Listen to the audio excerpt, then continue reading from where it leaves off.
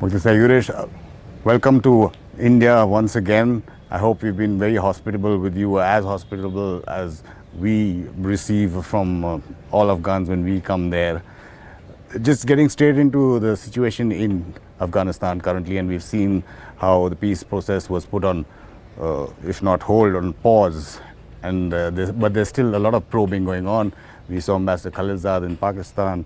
Where do you see the whole process at the moment? Do you think that it's inevitable that some form of a peace process will restart? Thank you, Amitabh.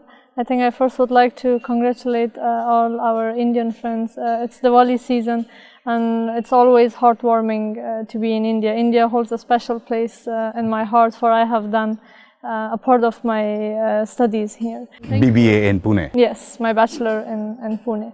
And thank you for hosting me. I think you put it really well in terms of what's currently going on for the peace process in Afghanistan. I think one thing that I can particularly say in terms of what's going on, how the region feels about the peace process in Afghanistan, is that there certainly is a regional consensus for a political settlement to end the war in Afghanistan. Domestically, I would say the peace space is very fragmented. I would even say the political space is fragmented, because, as you know, that we just had our presidential election, and I think everyone is looking forward to have the results soon. And I think once the new government is on board, it's very clear that pursuing peace to end the war in the country seems a priority for the next government's mandate. But when you say it's a priority, it's always been a priority for the US, and they've been having talks only with the Taliban so far. Mm-hmm. Looking at how the presidential elections are panning out and how long it will actually take for a new government to come into place, do you think the Americans, and we know Donald Trump is in such a hurry for his own domestic reasons, will again restart a similar kind of process with the Taliban before any new government comes in? Well, you know, I think there is certainly a lot of lessons learned for different parties and stakeholders involved in the peace process from what happened earlier, and what you also put very well in terms of a pause for the current peace talks. But there is one thing that I certainly would like to differentiate, is that there is a US-Taliban talk and there is an Afghan peace process. I think those two needs to be separated, because clearly what US is trying to pursue with the Taliban is a withdrawal agreement. But I think, and then there is also an issue of pace of the peace and price for the peace, and I think price for the peace, and I think that's something that we need to find a balance there. And I personally think peace cannot be rushed, given that there are a lot of complicated dynamics, both domestically and regionally, and as well as internationally. I think peace process will take its time, you know, because if you rush it, I think you can certainly rush it. You know, we have been looking at the pace the US is trying to pursue its talk with the Taliban, and it clearly didn't get us anywhere, you know. So I think it certainly will take its time, but what we hope back home is that we end up negotiating an agreement that would take us to a sustainable peace. You were talking about inter-Afghan peace process as well, or however you want to call it that. You know, we've seen Afghans of different hues, political, social activists, women being involved in Moscow, in a Moscow format. You've seen one round again in Doha. But the Taliban have always had their way in making sure to say that all Afghans who take part, even if they are part of the government or administration, are doing so in a private capacity. So how does that actually fit into this whole jigsaw, when actually it should be the government that is representing Afghans, however you think that they are legitimate or illegitimate in terms of the voting process? Okay, so I think let's not forget that the Taliban have also been fighting for the past 18 years. You know, there are lives lost on their end as well. There are families who are hurt in this process, and who are affected in the war, and they also are responsible and accountable to their own constituency. You know, so I think it's for them also. It's important that there is something. You know, there's an output at the end of this whole process for them as well. And I think the past 18 years is very clear that they have been fighting the government, the republic, you know, so I think it would be naive of us to expect them to come right away on the table and put all their cards on the table and sort of like be ready to negotiate with the same government that they have been fighting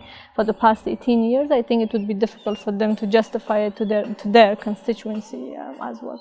And since we haven't really, and on the dialogue part, you know, I think we haven't really had any formal negotiations yet, but I think everyone has been taking pretty much active part, you know, in the dialogues that have been facilitated with the help of our international partners between Taliban and women, you know, youth, civil society, different representatives. I think I always am pro dialogues. I think it's very helpful. Well, and as the media put it, I think the Doha dialogue helped that the ice to break. I've had personal conversations, you know, with friends who participated in the Doha conference, and I think it was very it was good to hear from them that a first-hand account of, you know, what it felt like and what it meant to be across the table, you know, with a group who sort of who have drawn a black part of our history, you know, 5 years of we will call it the Black History back in 1996, and also, I mean, they've been affecting lives of everyone since for the past 18 years. I mean, I come from that generation that I have grown in this war. I've been educated, you know, and on a daily basis, I and every member of my family, we are affected by this war, you know. So I think the process of healing and the process of sort of coming into acceptance that it is time to sort of like sit across the table from each other and negotiate our differences has taken its time, and it would certainly require more time to get there and actually be ready for a settlement to be negotiated. You're mentioning how one should take into account the fact that the Taliban has its own constituents to satisfy. What about Pakistan's role? Now, many would say that Pakistan is actually controlling them, if not part of their constituents, or at the very least have a great influence with the Taliban. Pakistan's role, isn't that the most crucial? Is that not one of the main reasons why this war has not ended?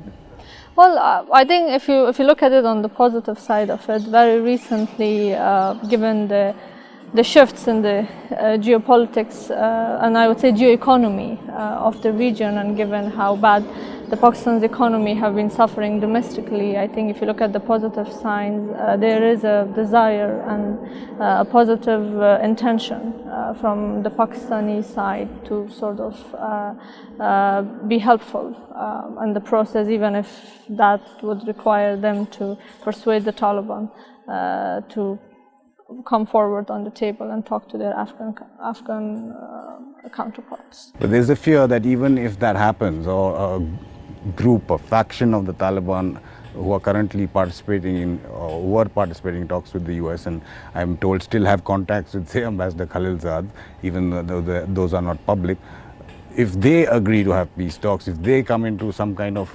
government formation, state formation in the future, there's always a fear that there are other groups who could be playing the same role that the Taliban are currently doing, whether it's the Haqqani network, whether it's the so-called Daesh or Islamic State in Khorasan province, which are also possibly controlled by Pakistan. So is Pakistan playing a double-faced game here?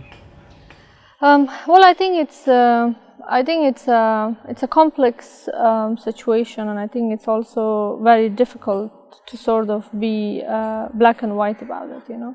I think it's also, I think during my work with the Ministry of Commerce, one thing that I came to realize was that as much as everyone thinks, you know, that the future of Afghanistan is about a political settlement, you know, I think it's equally also about the GDP of the country, you know, and about a government or a structure that can actually deliver food deliver food on people's table.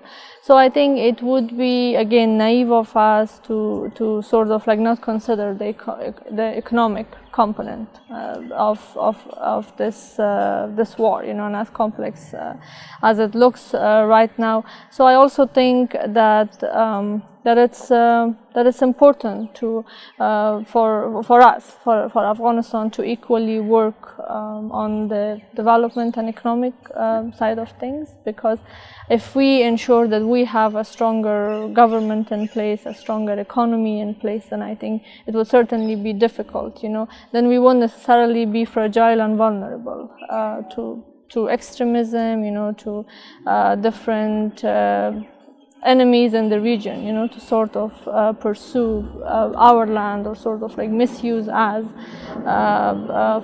to pursue their own benefits. But it's very clear now that part of this whole vulnerability that we have is also because our economy is fragile. The development progress has not been really sharp. So that clearly, I think, creates a conducive environment, for. I'll just speak to you about your experiences in the ministry and in government. To finish off my points about the peace process, I do believe that you have very strong views that India should be more, not only vocal during the peace process and however it's proceeding, but there should be a greater involvement of India in the peace process? Yes, Amitabh, I do agree with that. I think there is certainly an appreciation, for India's positive involvement in the reconciliation efforts so far. I think we consider India as a very valuable and trusted friend of us, but I personally believe that in favor of the balance of power in the region, for India's own strategic needs, I think it's and again for the Afghan democracy, to sort of like to continue to flourish, and our Indian friends have been a great supporter of that democracy. I think there is a need for I would say a sharp increase in the influence of our Indian friends in the Afghan peace process. And I think it's, just to give an example to sort of like elaborate on that further, I think I think India does bring a lot of experience with the different UN peacekeeping missions around the globe, and within that in particular I think I can talk of India's monitoring and verification role in sort of like different peace agreements, to make sure that the parties in the agreement are sort of on check, with what they have promised. I think that's one example that I can clearly talk about. Or I think overall, India is one of the most successful democracy in the region. When we have our elections, why can't we? I think India pulls out one of the most complicated elections in the region, so when we have our election, why can't we just turn to our Indian friends and sort of like ask them for help and replicate their models of democracy? Because clearly we're close neighbors, we have strong ties, we have a history that goes a long time ago, and most importantly that India has been a trusted partner, a trusted partner in the past 18 years. Since you're talking about democracy, there are a lot of worries both internally and externally of what's really happening in the presidential whole process of counting votes. Now the IEC is saying that there are possibly only about 1.93 million verified votes, which will probably fall further because they'll look at duplication, they'll look at whether photo taksirs have been used and not biometric verification. In that sense, and in terms of the length, the span of the duration now, last time I think it was about 7 months, the presidential elections from beginning till end. The IEC has put a timeline of November 23rd if there's a second round that's needed. How is all that fitting in terms of what Afghans feel about the whole process? And if it's such a low voter turnout, even though it seems to be much cleaner than before, is it better to be clean and with a lesser voter turnout in terms of the legitimacy of whoever it is who is going to hold power in the next government? Yeah, I think, I think the question of turnout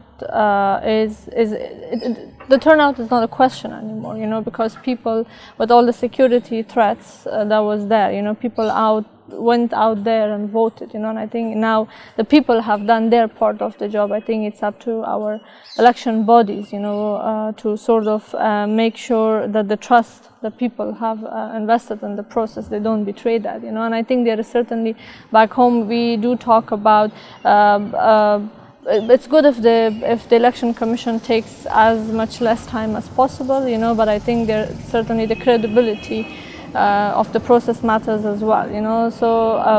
So far I think people have been patient, because our election commission also, compared to other elections, have shown sort of the ability, you know, and the leadership that was required to pull out this process. But then so people have been patient, you know. I think people have been given them the benefit of that, but at the same time I think there certainly is the need for acceleration, to accelerate the process and give people the results, you know, as soon as possible. So the balance is required certainly between making sure that the vote is clean and credible, but also that how much time it's going to take, because particularly with the experience of the parliamentary election, you know, now there's a sense that if it takes longer than usual, I think people would start having doubts, and I think it would be difficult for the commission, the election bodies as well, to sort of like justify why they're taking so much time, with all the support, you know, that they have been receiving.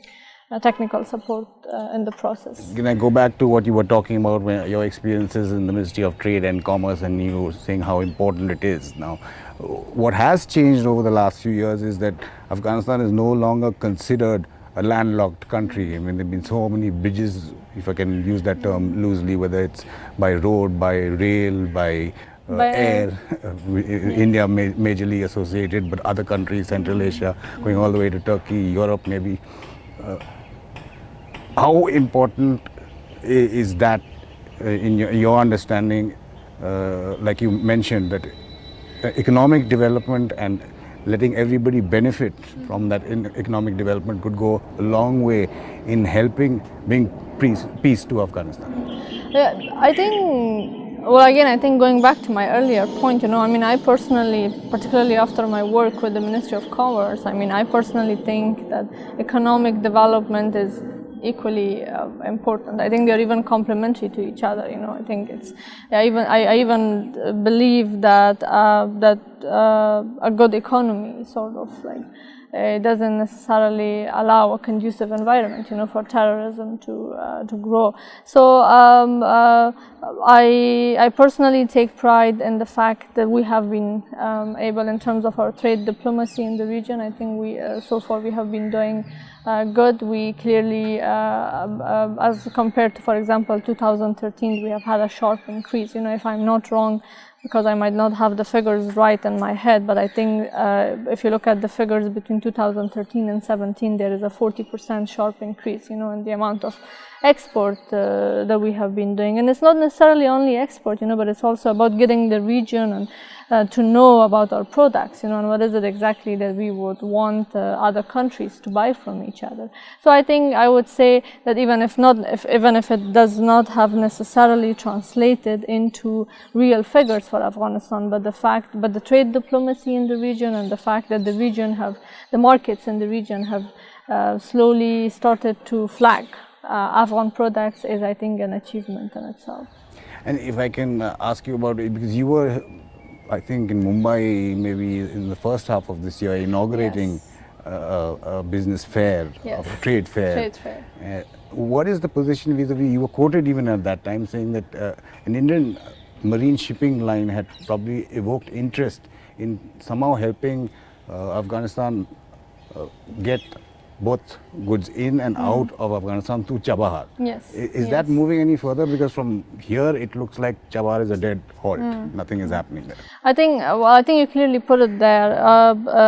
The Chabahar port, I think, has been pretty much unfunctional for the Afghan traders because of the heavy cost of transportation that is involved, particularly because Afghanistan doesn't own a shipping line. I think our Ministry of Transport, together with our Ministry of Commerce, have been pursuing to sort of get into an agreement of whether buying a shipping line, or sort of co-sharing a shipping line with either our Indian friends or our Iranian friends. But I think clearly, I personally believe that for the Chabahar to sort of become functional, and for its potential to be realized, I think there is a need on the Afghan side to invest in a shipping line to decrease the transportation costs for our Afghan traders. We're talking about first-hand experiences that you got from friends, acquaintances who were part of Doha.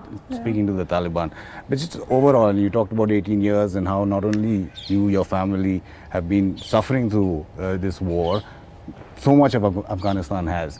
In terms of representing youth, the women, and I believe you're also part of the Afghanistan 1400 grouping as well. What are the aspirations? Because you are the youngest country outside Africa in terms of the median below a certain age.